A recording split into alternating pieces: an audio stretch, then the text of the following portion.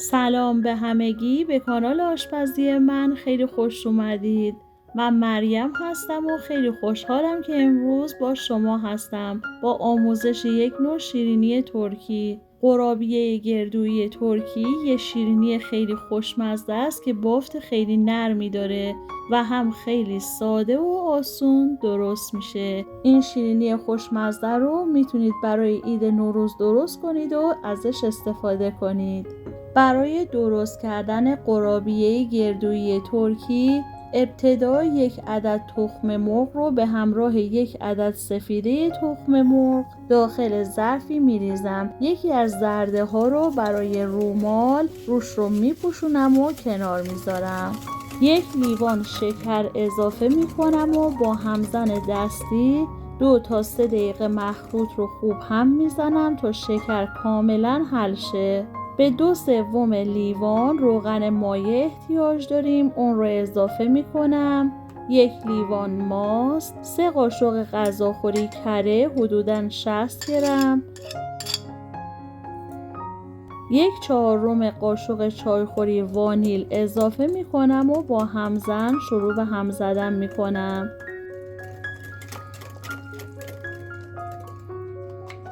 به 5 لیوان آرد حدوداً 600 گرم احتیاج داریم.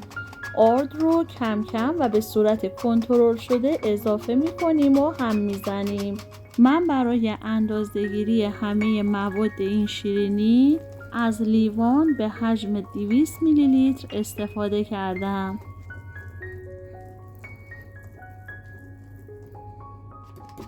بقیه آرد رو به همراه 3 قاشق چایخوری بیکینگ پودر الک میکنم و به مخلوط اضافه میکنم. حالا با دست شروع به مخلوط کردن آرد با بقیه مواد شیرینی میکنم تا آرد کاملا با بقیه مواد ترکیب شه. این خمیر نیاز به ورز دادن زیاد نداره، خمیر نرم و لطیفیه که به دست نمیچسبه. مقداری از خمیر به اندازه 1 گردو برمیدارم، با دست به این صورت اون رو گرد میکنم و بعد داخل سینی فر که از کاغذ روغنی استفاده کردم قرار میدم. همه خمیر رو به همین صورت گرد میکنم و داخل سینی فر قرار میدم.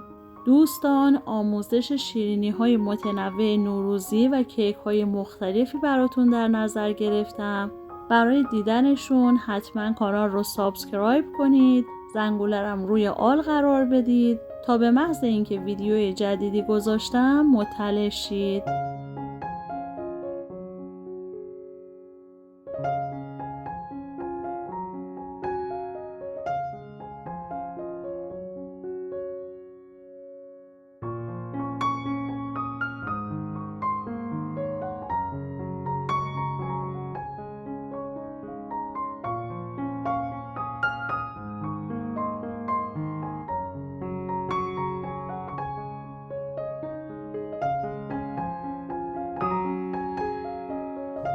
یک عدد زرده تخم مرغ رو که کنار گذاشته بودیم با 1 قاشق غذاخوری شیر مخلوط میکنم، خوب هم میزنم و بعد روی شیرینی ها رو با مخلوط تخم مرغ رومال میزنم.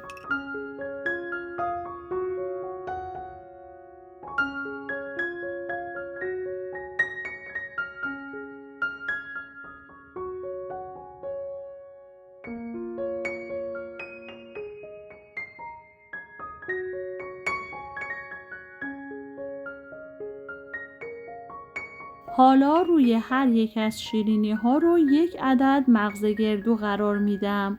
شما میتونید از مغز گردوی خرد شده هم استفاده کنید. همونطور که دیدید این قرابیه ها خیلی آسون و سریع آماده میشن.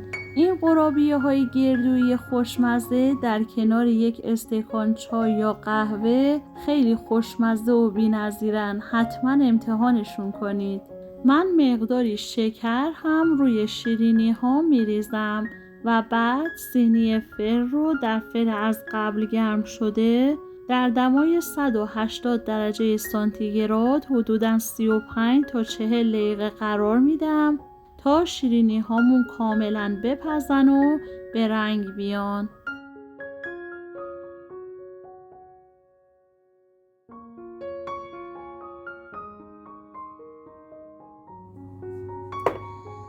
قرابیه‌های گردویی خوش رنگ و خوشمزه ما آماده شدند.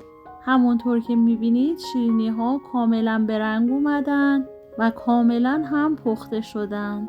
این شیرینی‌ها بافت خیلی نرمی دارن. میتونید توی مهمونی هاتون و همینطور در عید نوروز ازش استفاده کنید و لذت ببرید. اگر این ویدیو رو دوست داشتید خوشحال میشم ویدیو رو لایک کنید. آموزش این قرابیه گردویی خوشمزه رو برای دوستانتون بفرستید و برای دیدن آموزش‌های بیشتر کانال رو سابسکرایب کنید. از اینکه تا آخر این ویدیو هم همراه من بودید بی نهایت سپاسگزارم.